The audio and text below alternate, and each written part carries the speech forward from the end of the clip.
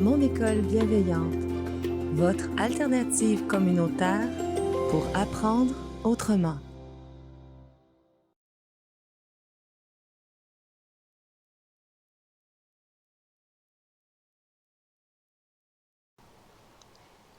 Bonjour, chers parents du merveilleux monde du préscolaire. Oui, je fais encore un retour et des capsules sur le goût et le donner le goût de la lecture parce que c'est vraiment une compétence qui est importante, qui est amusante aussi. C'est un beau moment à partager qui est le moment de la lecture pour votre enfant. C'est un beau moment de partager parce qu'à l'âge qu'il est, c'est avec votre aide qu'il peut rentrer dans ce monde imaginaire. Donc, je vous avais dit que je consacrerais cette petite capsule sur comment y arriver, comment faire ces lectures, comment on peut les rendre davantage animées.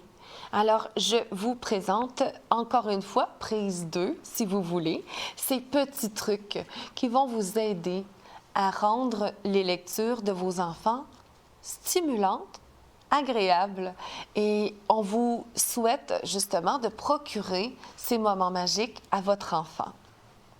Mais il faut aussi avoir une idée d'aller un peu plus loin pour le diriger vers son autonomie.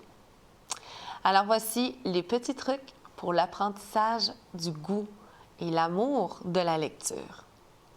Premièrement, ce serait important que vous en fassiez régulièrement.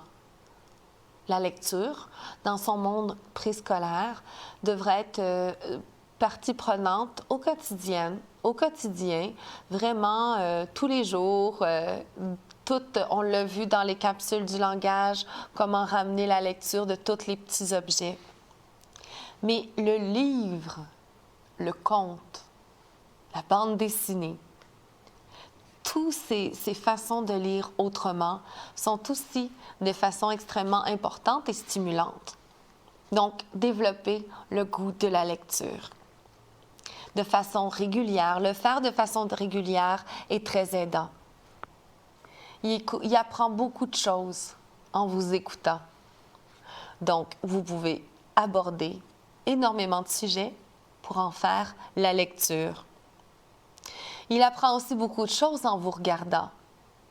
Alors, si vous aimez, vous démontrez l'amour de la lecture, ça s'apprend également. Il apprend le sens. Juste en vous voyant, vous pouvez tracer quand vous lisez pour simplement travailler sa latéralité, le fait que nous lisions du côté gauche vers la droite. Hein, c'est quand même particulier. Ça pratique ses yeux déjà. Les muscles de ses yeux sont déjà au travail. De haut en bas aussi, donc dans la page. Ça lui donne déjà ses repères. Ça le familiarise. On essaie de le familiariser à cette tâche qui, justement, fait partie des choses du quotidien. Il est de plus en plus capable de se concentrer. Si votre animation, votre lecture est terne et toujours sur le même ton, comme on dit, bien, peut-être qu'il va plus se déconcentrer. Donc, pensez à ça lorsque vous lui faites la lecture. C'est plus agréable de vous écouter si vous êtes plus animé dans votre lecture. Il apprend de nouveaux mots, ça je les répéterai jamais suffisamment, de pouvoir enrichir son vocabulaire grâce à la lecture, aux imagiers et aux abécédaires. Il apprend à construire des phrases. Donc, c'est formidable. Il dépose ses premières briques dans son besoin de communication et il peut le faire grâce à cet amour, à ce goût de la lecture. Et il apprend progressivement à raconter, lui aussi, quand viendra son tour, nous raconter ces belles histoires d'amour.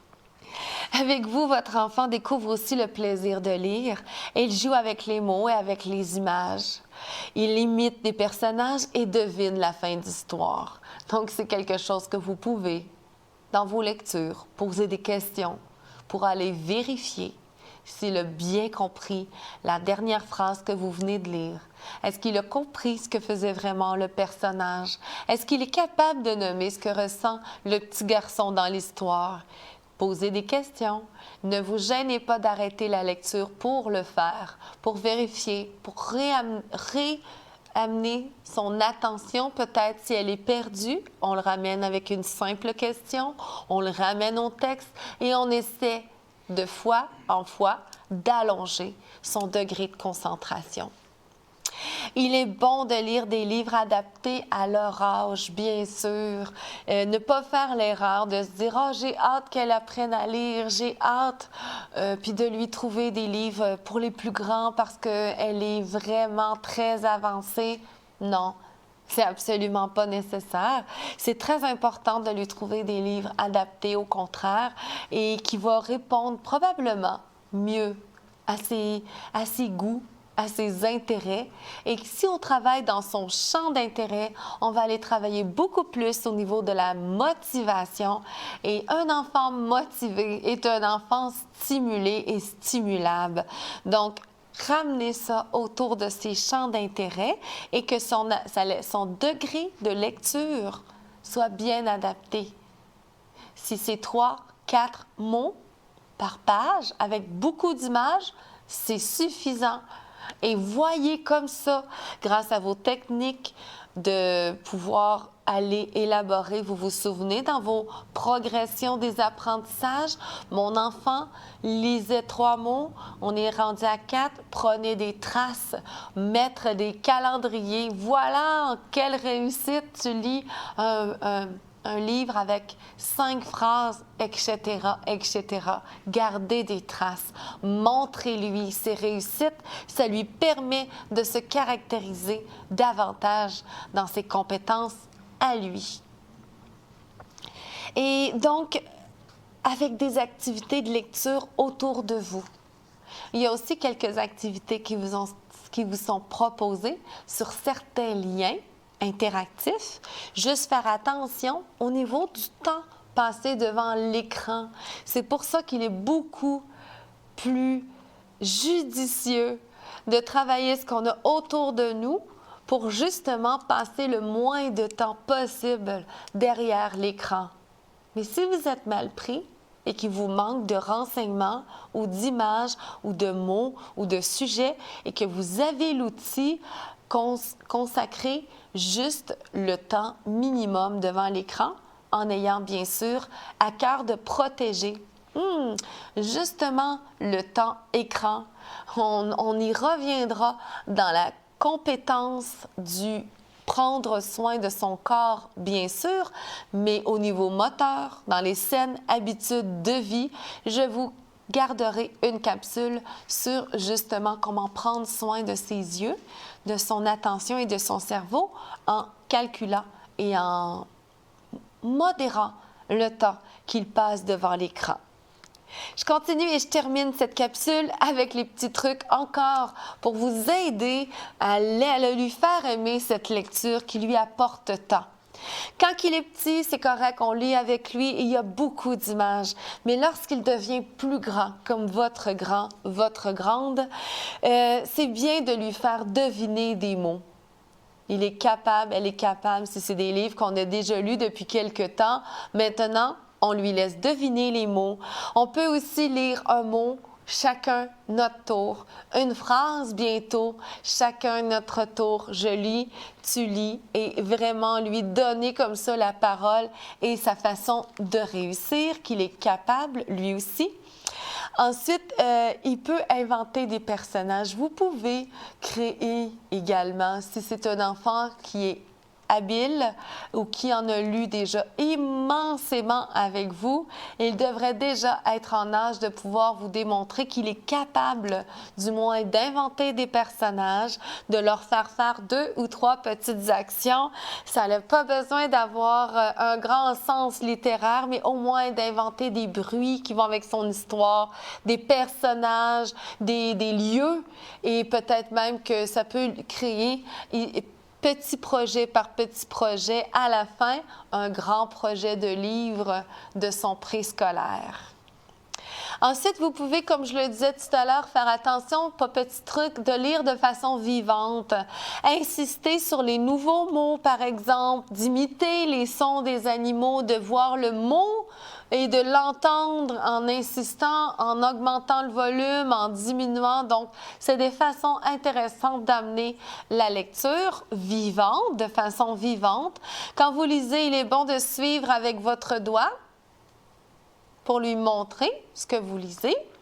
Vous pouvez insister sur les images. Vous pouvez aussi nommer les objets montrés par votre enfant quand il est dans le non-verbal qu'il vous montre. On demande « C'est quoi? C'est quoi l'objet que tu me montres? » Ça se peut qu'ils ne le savent pas. Et à ce moment-là, c'est important à vous de le nommer. Même chose s'il le nomme, mais en faisant une erreur, c'est pas grave l'erreur qu'il fait. Vous avez qu'à le reprendre avec le bon mot, tout simplement corriger, pas lui faire corriger, juste lui offrir la bonne réponse. Comme ça, la prochaine fois, il pourra aller corriger cette erreur. Et vous pouvez tout simplement aussi employer souvent les mots page, lire, livre, image. Donc, une banque de mots étiquettes que je vous suggère autour de la lecture. Donc, pour lui, c'est facile. Il va simplement dans son tiroir de la mémoire sortir sa banque de mots étiquettes qui tourne autour de son monde merveilleux de la lecture, de la bande dessinée, des contes de fées, de l'imaginaire en passant par les dragons.